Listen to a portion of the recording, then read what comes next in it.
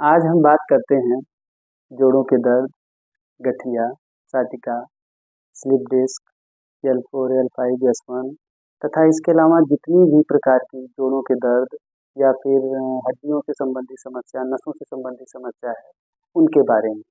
अक्सर लोग जब हमारे वेलनेस सेंटर पे आते हैं, तो हमसे जानकारी चाहते हैं कि सर आखिर ये ऐसा क्यों हो जाता है और क्या इसका कारण है, किन चीज़ों की हम लोग सावधानियाँ रखें और क्या इसके लिए बेहतर उपचार है या फिर घर में हम ऐसी कौन से चीज़ों को कर लें कि जिससे ये हमें आसानी से हमें इससे आराम मिल जाए।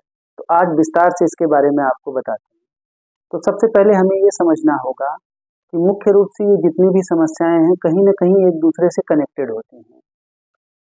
जो इनका प्रमुख कारण होता है वो प्रमुख रूप से 3 चीज़ें ही होती हैं। सबसे पहला होता क्या है कि जो जितने भी हमारे जोड़ होते हैं, जोड़ एक दूसरे से जिनसे भी जुड़ते हैं, उन जोड़ों के बीच में एक विशेष प्रकार का लुब्रिकेशन होता है, एक तरल पदार्थ होता है।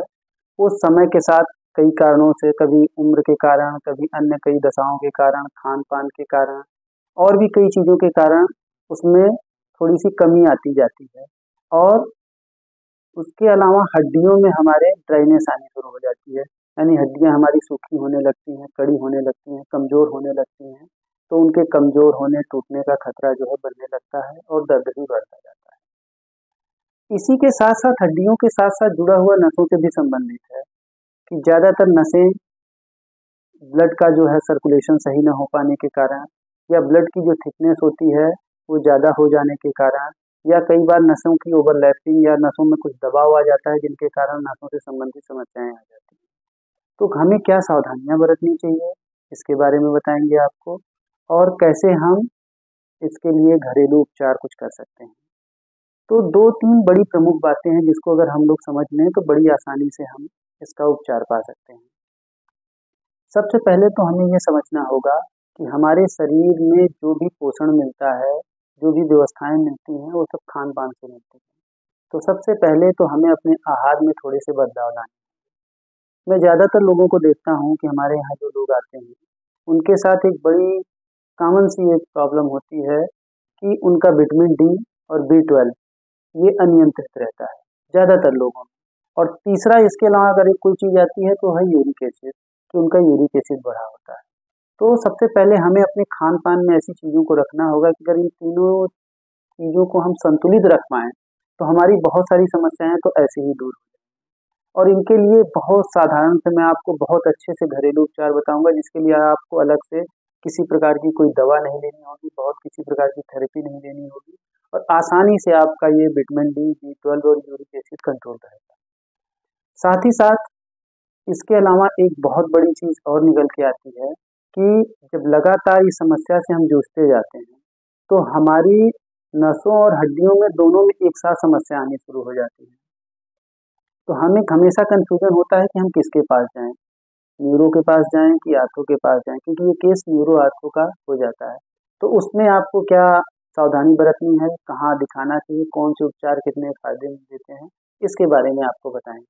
क्योंकि बहुत से लोग ये भी जानना चाहते हैं कि सर ये जो यहाँ पे पंचकर्म की थेरेपी कराई जाती है या न्यूरोथेरेपी कराई जाती है या अन्य प्रकार की जो भी थेरेपीज होती हैं, उनसे क्या लाभ हमें मिलते हैं, कैसे वो हमारे शरीर पे काम करता है, उसके बारे में भी बताएँ। तो सबसे पहले मैं बताता हूँ कि इन सब समस्याओं की वजह क्या है, कैसे होती है और कैसे घरेलू तरीके से हम इसमें लाभ पाएँ। तो देखिए, मैंने जैसा कि पहले ही बताया आपको कि खान-पान एक बहुत बड़ा कारण है। तो जब भी हमारा खान-पान अनियंत्रित हो जाता है और हम अपने शरीर से अनावश्यक उसकी जितनी क्षमता है उससे ज़्यादा उससे श्रम लेने लगते हैं, तो ये समस्याएँ हमारी बढ़ती चली जाती हैं। अब अगर इसको हमें नियंत्रित करना है तो कुछ एक प्रमुख चीज़ों पे बड़ा ध्यान देना होगा। हम अपने खान-पान में ऐसी चीज़ों को शामिल करें कि जिसमें हमारे भरपूर मात्रा में हमें कैल्शियम भी मिले, भरपूर मात्रा में हमें विटामिन डी मिले, B12 मिले और साथ ही साथ इसके साथ ध्यान यह भी रखना होगा कि हमारा यूरिक एसिड भी नियंत्रित रहे। तो आपको बस कुछ एक बातों का ध्यान रखना होगा। मैं जो विधि बताने जा रहा हूँ, इसको कोई भी रोगी या रोगी नहीं भी है, बचाव के लिए चाह रहा है, तो भी कर सकता है। बस थोड़ा-सा ध्यान देना होगा कि जो पित्त के रोगी हैं, जिनका पित्त बहुत ज़्यादा बढ़ा हुआ हो, जिनको पाचन की बहुत ज़्यादा समस्या होती हो, गैस एसिडिटी, कॉन्स्टिपेशन इत्यादि हो, तो तो उन्हें थोड़ा-सा बदलाव करना होगा, बाकी सारे लोग इसको जो है आसानी से अपने जीवन में इस्तेमाल कर सकते हैं और बड़े आसानी के साथ बदलाव पा सकते हैं। तो खान-पान में सबसे पहले तो हमें ये ध्यान देना होगा कि सुबह की शुरुआत बिल्कुल और बिल्कुल हल्की चीज़ों से करें। अपने शरीर में सबसे पहले तरल पदार्थ लें, किसी प्रकार का हम या तो गुनगुना पानी ले सकते हैं, हल्का बहुत ज़्यादा गर्म भी नहीं, हल्का गुनगुना पानी ले सकते हैं।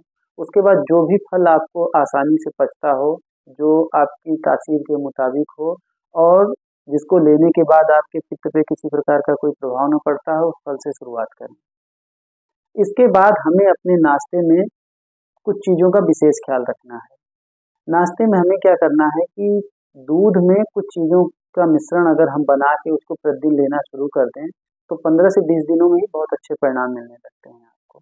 दूध में हम थोड़ा-सा मखाना को भून लें, मखाने को भून लेंगे तो भूनने के बाद उसका हल्का-सा पाउडर बना लें, वो आसानी के साथ पिस जाता है।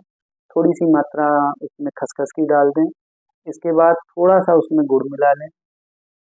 इसके साथ थोड़ा-सा बादाम, भिगोया हुआ बादाम घिस लें और घिसने के बाद या उसका अच्छे से पेस्ट बना लें, उसको इसमें मिला दें।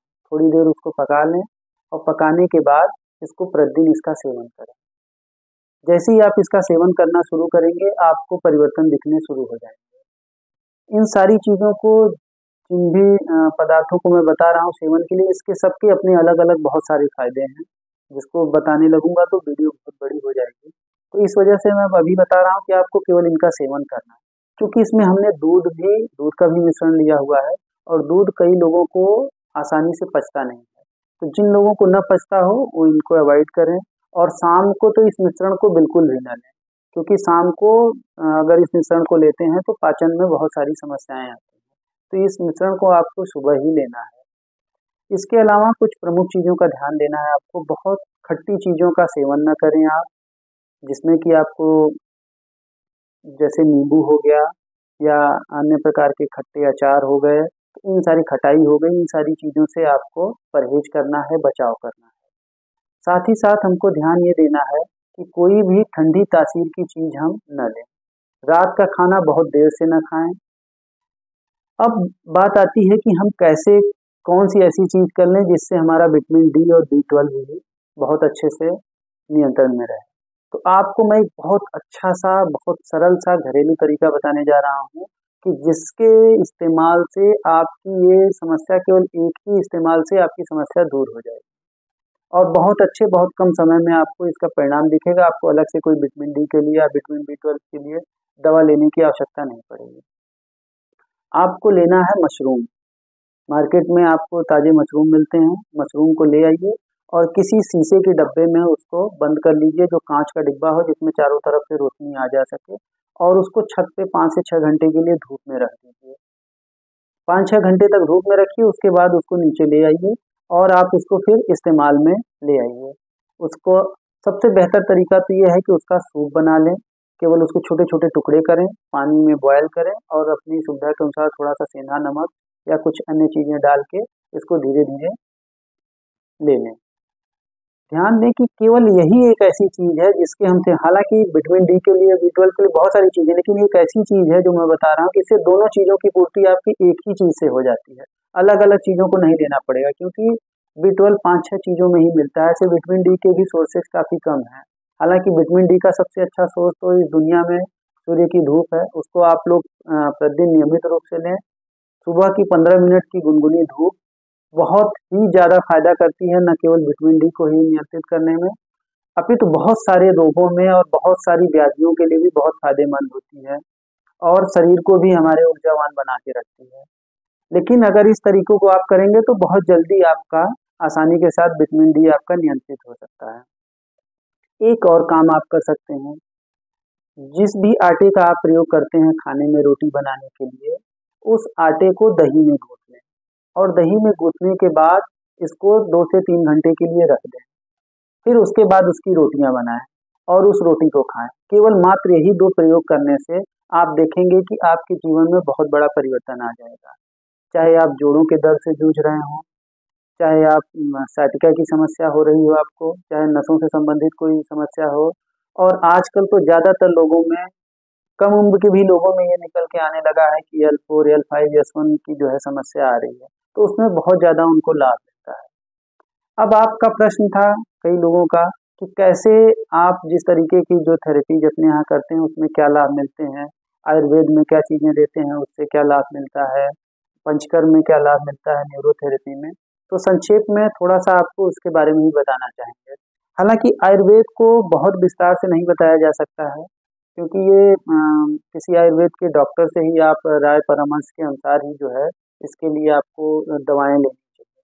लेकिन प्रमुख रूप से आप ये समझिए कि इनमें नागरमोथा, निर्गुंडी, बला तथा अन्य कई प्रकार की जड़ी-बूटियाँ जो होती हैं वो बहुत ज़्यादा फ़ायदेमंद होती हैं। तो उनका कुछ मिश्रण आपको दिया जाता है।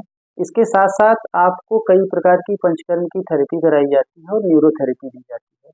न्यूरोथेरेपी के बारे में एक अलग से आपको एक विस्तार से वीडियो बनाएँगे जिसमें आपको न्यूरोथेरेपी किस तरीके से की जाती है, जिसमें किसी प्रकार की दवा की ज़रूरत नहीं होती है और बहुत लाभ मिलते हैं। अभी आज हम थोड़ा-सा पंचकर्म के बारे में बताएँगे कि अगर हमको हड्डियों या नसों से संबंधित किसी प्रकार की कोई समस्या है, तो कैसे हमारे यहाँ 6 से 7 दिनों में ही बहुत बड़ा परिवर्तन उनके अंदर आ जाता है, बहुत बड़ा कायाकल्प हो जाता है, जो व्यक्ति उठ के बैठने में भी जिसके लिए मुश्किल होती है, चल पाना तो बहुत दूर की बात हो, 6-7 दिनों में ही बहुत अच्छे ढंग से थेरेपी कराने के बाद चलने-फिरने और अपने दैनिक कार्यों को करने लगता है। तो इसमें होता क्या है कि जो हमारे जोड़ों के बीच जो भी हमारे लुब्रिकेशन होता है, उसकी कमी होती है, उसके लिए कुछ हम लोग सिद्धा के आयल इस्तेमाल करते हैं, जिसमें हम लोग जानो बस्ती, कटी बस्ती, इस तरीके की कई प्रकार की बाह्य बस्तियों को देके जो भी लुब्रिकेशन होता है, जिसे हम वर्षा भी कहते हैं, उनकी पूर्ति करते हैं। इसके अलावा ब्लड का सर्कुलेशन जो अनियंत्रित होता है, अध्ययन के माध्यम से ब्लड का सर्कुलेशन करते हैं। त्वचा के माध्यम से जो अशुद्धियाँ होती हैं, उनको बाहर निकालते हैं, उनके लिए स्वेदन तथा अन्य प्रकार की थेरेपीज़ करते हैं। जो लोग यहाँ आके पंचकर्म या थेरेपीज़ नहीं ले सकते हैं, उनको घर में एक छोटा-सा मेरा सुझाव है कि इसको घर में कर लें तो भी बहुत लाभ मिलेगा। आप थोड़ी मात्रा में सरसों का तेल और उतनी ही मात्रा में आप तिल का तेल तथा उसमें थोड़ी-सी मेथी, थोड़ी-सी अजवाइन, थोड़ी-सी शीशम के पत्ते, थोड़े से मोरिंगा के पत्ते इनको डाल लें और तब तक इसको पकाएँ जब तक तेल आपका आधी मात्रा में ना हो जाए और उस तेल को फिर ठंडा करके किसी बोतल में शीशी में रख लें और उस तेल को जिन-जिन जोड़ों में आपके दर्द होता है, जहाँ पे समस्या होती है, वहाँ पे सुबह-शाम हल्का-सा गुनगुना करके उसकी मालिश करें, उसकी मसाज करें या पोटली भी दे सकते हैं। तो इसको करने से ही आपको बहुत कुछ दिनों में देखेंगे कि बहुत अच्छे आपको परिणाम आने लगेंगे, दर्द से आपको राहत मिलने लगती है।